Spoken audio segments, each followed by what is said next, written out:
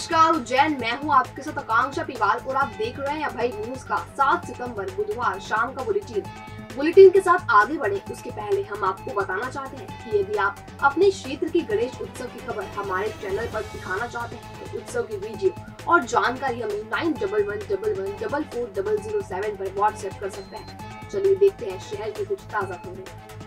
इस बुलेटिन के प्रायोजक है आरके डेवलपर्स। शानदार घर खरीदें अब अपने बजट में।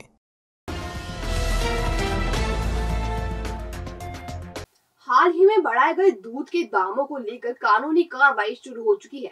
जबलपुर के नागरिक उपभोक्ता मार्गदर्शक मंच ने खेरची विक्रेता संघ और उज्जैन कलेक्टर को नोटिस भेजा है। उज्जैन में 1 सितंबर से ही खेरची विक्रेता संघ ने दूध के दाम 54 रुपए से बढ़ाकर 56 रुपए किए हैं। संघ ने दाम बढ़ाने की वजह उज्जैन दुग्ध संघ के ब्रांड सांची से स्पर्धा बताया है। दूध विक्रेता संघ का कहना है कि सांची ने दुग्ध उत्पादकों को अधिक कीमत देनी शुरू कर दी है, इस वजह से उन्हें भी अधिक दाम देने पड़ रहे हैं। साल में 2 बार बढ़ी दूध की कीमतों पर उज्जैन में तो कोई प्रतिक्रिया नहीं हुई, लेकिन जबलपुर के नागरिक उपभोक्ता मार्गदर्शक मंच ने कलेक्टर उज्जैन और खेरची विक्रेता संघ के अध्यक्ष मोहन वासवानी को लीगल नोटिस देकर दामों में वृद्धि को गैर कानूनी करार दिया है। यहाँ हम आपको बता दें कि मार्गदर्शक मंच के अध्यक्ष पीजी देश पांडे की याचिका पर जबलपुर दूध विक्रेता संघ के दाम बढ़ाने की घोषणा को कोर्ट ने गैर कानूनी करार दिया है। आरके डेवलपर्स लाए हैं गणेश उत्सव में भव्य आवास मेला। आपके लिए बेहतरीन ऑफर्स और आकर्षक इनाम जीतने का सुनहरा मौका। बुकिंग मात्र 11,000 रुपए में। मध्य प्रदेश को हरा भरा बनाने के लिए भारतीय जनता पार्टी का सहयोगी संगठन भारतीय जनता युवा मोर्चा 17 सितंबर से 2 अक्टूबर तक पौधारोपण पखवाड़ा चलाने जा रहा है। इसके तहत 3 चरण में 1,35,000 पौधे लगाए जाएंगे। मोर्चा का यह अभियान 17 सितंबर से शुरू होगा। इस दिन प्रधानमंत्री नरेंद्र मोदी का जन्मदिन है और इस दिन 45,000 पौधे लगाने का लक्ष्य तय किया गया है। दूसरे चरण में भी 45,000 पौधे ही लगाए जाएंगे। ये चरण 25 सितंबर तक होगा। इस दिन जन संघ के संस्थापक सदस्यों में से एक पंडित दीनदयाल उपाध्याय की जयंती रहती है। पौधारोपण का तीसरा चरण 2 अक्टूबर यानी गांधी जयंती पर होगा। पौधारोपण के लिए प्रदेश स्तर पर एक एप्लीकेशन तैयार की गई है। इसमें पौधा लगाने के बाद फोटो अपलोड करना होगा। पौधा लगाने के साथ ही इसे बड़ा करने का प्रण भी लेना होगा। युवा मोर्चा नगर निगम के सहयोग से ये पौधे आम आदमी को भी उपलब्ध कराएगा। भाजपा नगर अध्यक्ष विवेक जोशी ने बताया कि 17 सितंबर से 26 नवंबर तक बस्तियों में संपर्क अभियान भी चलाया जाएगा और प्रत्येक वार्ड में शिविर लगाए जाएंगे। शिविर के माध्यम से हितग्राहियों को शासकीय योजनाओं का लाभ दिलाने की कयावत की जाएगी। आइए भाजपा नगर अध्यक्ष विवेक जोशी से ही जानते हैं पौधारोपण अभियान के बारे में। 3 तिथियों पर 45,000 पौधे लगाने का लक्ष्य रखा गया है। माननीय मोदी जी के जन्मदिन 17 तारीख पर 45,000, माननीय दीनदयाल उपाध्याय जी की जयंती पर 45,000 25 तारीख को, और 2 अक्टूबर गांधी जयंती पर 45,000, इस प्रकार पौधे लगाए गए। सब कार्यकर्ता हमारे लगाएंगे। युवा मोर्चा के साथ ही समस्त भारतीय जनता पार्टी का प्रत्येक कार्यकर्ता इसमें युवा मोर्चा की अगुवाई में इस कार्यक्रम को अंजाम देगा। एप्लीकेशन भी लॉन्च की गई है, एक एप्लीकेशन भी भेजी गई है प्रदेश से, जिसमें लगाए जाने वाले प्रत्येक पौधे का रजिस्ट्रेशन एक तरह से होगा उनका लगाने वाले के फोटो के साथ। जिसके द्वारा भी पौधे लगाए जाएंगे वो उस बात का कृत संकल्पित है कि वो उनका संरक्षण करें। कुछ तो पार्क जो खाली रह गए हैं उन पार्कों में पौधारोपण किया जाएगा। जैसा कि माननीय महापौर जी ने बताया, वहाँ 5 से 7,000 पौधे लगाए जा सकते हैं सदाबल में, वहाँ पर भी लगाए जाएंगे। इस प्रकार के चिन्हित कर रहे हैं हम धीरे धीरे। बहरहाल भारतीय जनता युवा मोर्चा की पौधारोपण की पहल सराहनीय है और ऐसे रचनात्मक कार्य पार्टी को अलग बनाते हैं।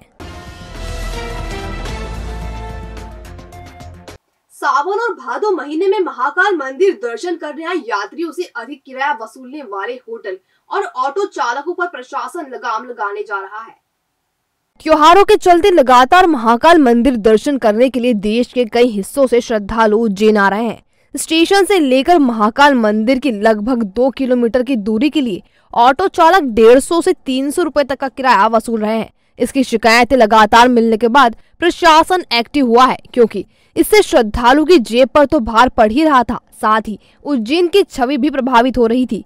इन शिकायतों को ध्यान में रखते हुए प्रशासन जल्द ही ऑटो एसोसिएशन एवं संचालकों की बैठक बुलाएगा। उज्जैन रेलवे स्टेशन पर प्रीपेड बूथ भी स्थापित किया जाएगा। इसकी कमान संभवतः महाकाल मंदिर प्रबंध समिति को सौंपी जाएगी।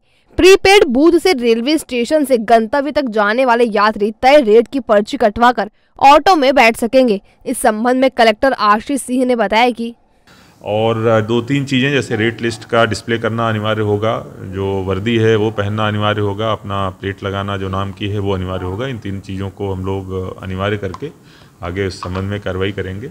इसके साथ साथ एक प्रीपेड बूथ, खासतौर पर रेलवे स्टेशन पे सबसे ज़्यादा समस्या आती है, तो रेलवे स्टेशन पर एक प्रीपेड सेवा भी हम लोग चालू करेंगे, जिसमें शुरुआत में मंदिर के कर्मचारी लगाकर हम लोग वहीं पर जो रसीद कटती है उसके हिसाब से कटवा के श्रद्धालुओं को सुविधा मुहैया कराएंगे। मुझे लगता है इन दोनों चीज़ों से बहुत फ़र्क पड़ेगा, न केवल जो अभी अधिक पैसे लेने की शिकायतें आती हैं वो भी कम होंगी और श्रद्धालुओं से जो जैसा व्यवहार किया जाता है उसमें भी सुधार आएगा। दूसरा जो मुद्दा आता है कि होटल संचालकों के द्वारा, और चूंकि जो वैध रूप से होटल्स हैं उससे कहीं अधिक संख्या में, अगर महाकाल मंदिर के आसपास की बात करें तो आज की तारीख में कम से कम 300 होटल कुछ घरों में भी संचालित हो रहे हैं, कुछ बहुत छोटी छोटी बिल्डिंगों में भी संचालित हो रहे हैं। ऐसे सभी लोगों की पहचान करके इन सब की एक बड़ी बैठक मेरे द्वारा अगले 1 सप्ताह में बुलाई जाएगी और उनको भी जो शासन के दिशा निर्देश हैं उनसे अवगत भी कराया जाएगा।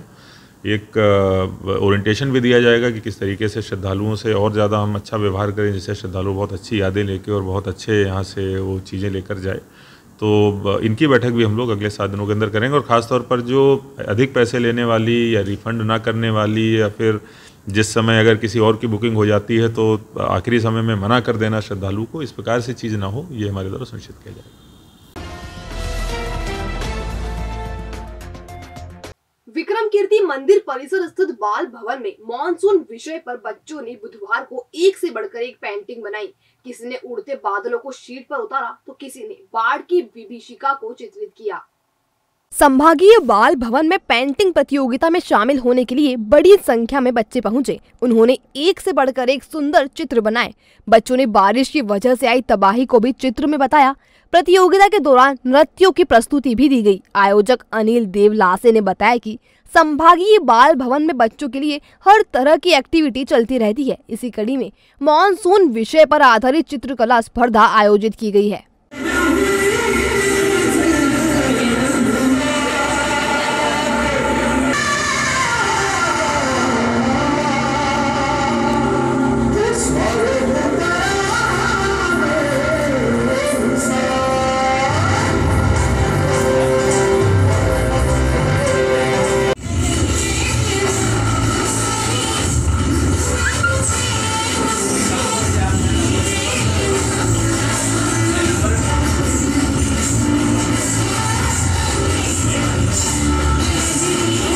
आज मानसून मैजिक के अंतर्गत चित्रकला प्रतियोगिता हो रही है।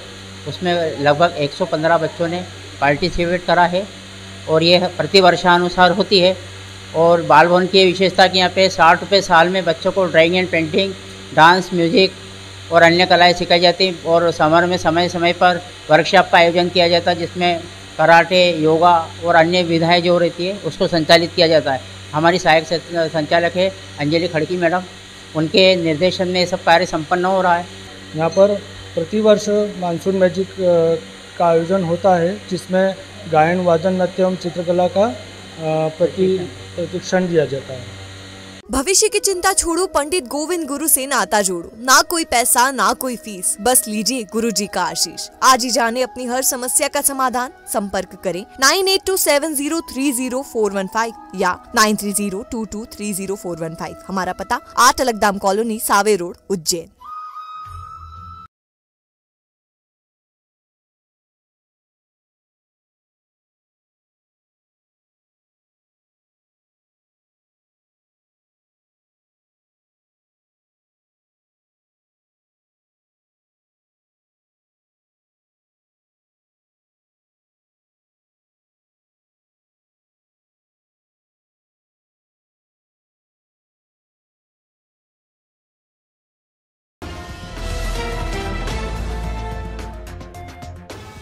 तो ये थी उज्जैन शहर की आज की कुछ ताज़ा खबरें। अगर खबरों को लेकर आपके पास कोई फीडबैक हो तो हम तक कमेंट सेक्शन या इनबॉक्स के जरिए जरूर पहुंचाएं।